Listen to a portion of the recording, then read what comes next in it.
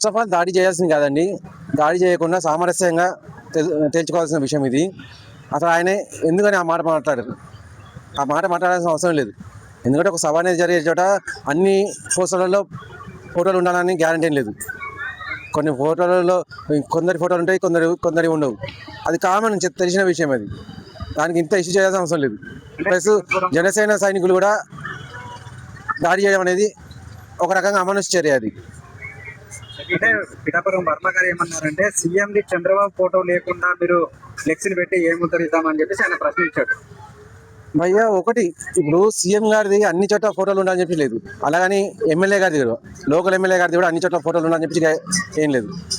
ఎవరిదైనా కానీ ప్రజలకు అనేది తెలియాలి. ఆ సభకు వచ్చే వాళ్ళు ఎవరైతే ఉన్నారో వాళ్ళకి తెలియాలి. వీళ్ళు ఎవరెవరు సభకు వస్తున్నారో, సభ ముఖ్య అతిథులు ఎవరు అని చెప్పేసి ఆ మాత్రం తెలిస్తే సరిపోతుంది. అంటే ఇది జనసేన మీటింగ్ అనేసి సరే, అది ఏదైనా కానివ్వండి, జనసేన మీటింగ్ కానివ్వండి, లేకపోతే టీడీపీ మీటింగ్ కానివ్వండి, ఇద్దరు కలిసే ఉంటున్నారు. కాబట్టి ఎక్కడ ఒక చోట పీఎం గారిని చూపించినా సరిపోతుంది, ఎక్కడ ఒక చోట పవన్ కళ్యాణ్ గారిని చూపించినా సరిపోతుంది. అన్నింటిలో ఇద్దరిని మెయింటైన్ చేయాల్సిన చెప్పేసి ఎక్కడ లేదు, చూపించాల్సిన అవసరం లేదు. అది దీనిపైన పిఠాపురం వర్మ గారు కూడా కొన్ని కామెంట్ చేశారు. ఏంటంటే మేము ఇక్కడ పుట్టి పెరిగిన వాళ్ళము, ఎక్కడి నుంచి వలసకు వచ్చిన వాళ్ళం కాదు అని చెప్పేసి అని అన్నారు. దాని రోజు అంటే పవన్ కళ్యాణ్ ఉద్దేశించే ఈ కామెంట్ చేశారు అనుకోవచ్చు. ఖచ్చితంగా అక్కడ ఉద్దేశం అనేది క్లియర్ గా ఏర్పడుతుంది. పవన్ కళ్యాణ్ గారు అన్నారని చెప్పేసి ఆయన ఎక్కడి నుంచి వచ్చినా కూడా పిఠాపురం ఎమ్మెల్యే అని చెప్పి ఆయన అక్కడ ఎమ్మెల్యే, సిట్టింగ్ ఎమ్మెల్యే అని ఆయన బాధ్యత ఆ అభివృద్ధి అనేది చేయాలని లేదా అని చెప్పి చూసుకోవడం, అభివృద్ధి ఎలా చేయాలని చెప్పి చూపించడం అనేది ఆయన అది క్లియర్గా చేసుకుంటున్నారు. కాబట్టి ఆ మాట వాడాల్సిన అవసరం లేదు. లోకల్ అయినా నాన్ లోకల్ అయినా కానీ ఆయన అభివృద్ధి చేసి చూపిస్తున్నారు. అక్కడ ఆ మాట మాత్రం మీరు ధ్యాసలో ఉంచుకోవాల్సింది.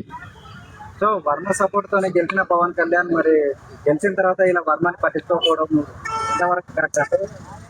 భయ్యా ఒకరిని పట్టించుకోవడం అంటే వెంట పెట్టుకొని తిరగడం కాదు, సభలలో ఆయన ఇంక్లూడ్ చేయడం అంతే. ఏదైనా ముఖ్య విషయాలు ఉంటే ఇంక్లూడ్ చేయడం, అవి లోపల జరిగిపోతాయి. ప్రతి చోట తీసుకెళ్ళేసి నా కార్లో కూర్చో, కలిసినప్పుడల్లా హాయ్ హలో ఎలా ఉన్నావు అని చెప్పి పలకరించి కూర్చోడానికి ఆయన మామూలు వ్యక్తి కాదు, డిప్యూటీ సీఎం ఆయన. సరే, ఈవెన్ ఆయన నియోజకవర్గంలో ఉన్నప్పుడు కూడా పలకరించాలని చెప్పి ఏం లేదు. ఎందుకు ఈయన పలకరిస్తే ఏమైనా తప్పు అవుతుందా? పవన్ కళ్యాణ్ అయ్యా ఎలా ఉన్నారు, మీరు బాగున్నారా అన్నప్పుడు ఆయన పలకరించకుండా ఉంటారా? ఖచ్చితంగా పలకరిస్తారు. పిఠాపురంలో జనసేన కార్యకర్తలు చాలా రోజుకి రెచ్చిపోతున్నారని చెప్పి పిఠాపురం వర్మ గారే కామెంట్ చేశారు. దీన్ని ఎలా చూస్తారు? నేను చెప్తున్నా కదండి, వర్మ గారు చేసిన కామెంట్ తప్పే, పిఠాపురంలో జనసైనికులు చేసింది కూడా తప్పే. ఇద్దరు కూడా ఖచ్చితంగా కలిసిమెలిసి తిరగాల్సింది. ఇది పెద్ద ఇష్యూ కానే కాదు. ఒక సభ అంతే, కామన్ సభ. అది దాని మీద పెద్దగా డిబేట్ చేయాల్సిన అవసరం లేదు. ఈయన వర్మ గారు అనేది ఆ కామెంట్ చేయకపోతే అసలు దాని గురించి ఎవరు పట్టించుకునే వాళ్ళు కూడా కాదు. ఆ నియోజకవర్గం దానికి న్యూస్ కూడా బయటకు వచ్చేది కాదు. ఈయన కావాలని చేసినట్టు అయింది ఇది అంతే. కూడా వర్మ గారిని చూసి ఓట్లేసాం పవన్ కళ్యాణ్ అని చెప్పేసి అని అంటున్నారు. మరి ప్రజల అభిప్రాయం గురించి ఏం చెప్తారు? భయ్యా ఒకటే, ముందుగా జరిగింది ఎలా జరిగిందని చెప్పి నాకు అయితే ఐడియా లేదు. వర్మ గారిని చూసే మేబీ ఓట్లేసిందాము, కానీ ఇప్పుడు మాత్రం గెలిచేది మాత్రం పవన్ కళ్యాణ్ గారు తన సొంత సత్తా మీదే గెలుస్తారు. అది గ్యారంటీ.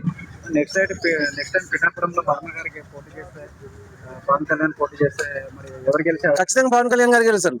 పవన్ కళ్యాణ్ గారు అక్కడేం కాదు, ఆయన సంబంధం లేని దేశంలో ఎక్కడ పోటీ చేసినా ఈజీ గెలుస్తారు. ఆయన పేరు అంతలా పాతుకుపోయింది. ఇప్పుడు ఆయన ఏంటంటే సొంత జేబు నుంచి డబ్బులు ఇచ్చి ఆయన ఖర్చు పెడుతున్నారు, సొంత డెవలప్మెంట్ చేసుకుంటున్నారు. ఫలానా వాళ్ళకి కావాలనంటే నియోజకవర్గం నుంచి వచ్చేటే అని కానీ, లేకపోతే రాష్ట్రం నుంచి వచ్చేటే అని కానీ, కేంద్రం నుంచి వచ్చేటే అని చెప్పేసి ఫండ్స్ గురించి ఆలోచించలేదు. ఆయన తన సొంత డబ్బులు పెడుతున్నారు. అటువంటి మనిషి దొరకడం అని చెప్పేసి చాలా గ్రేట్. రాజకీయాల్లో అటువంటి మనిషి అనేవాడు లేడు. ఫైనల్ గా పిఠాపురం వర్మ గారికి కానీ జనసేన కార్యకర్తలకు కానీ ఏం చెప్తారు?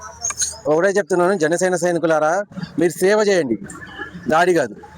మీరు సేవకులు మాత్రమే, సేన కాదు. ఇది గుర్తుపెట్టుకోండి.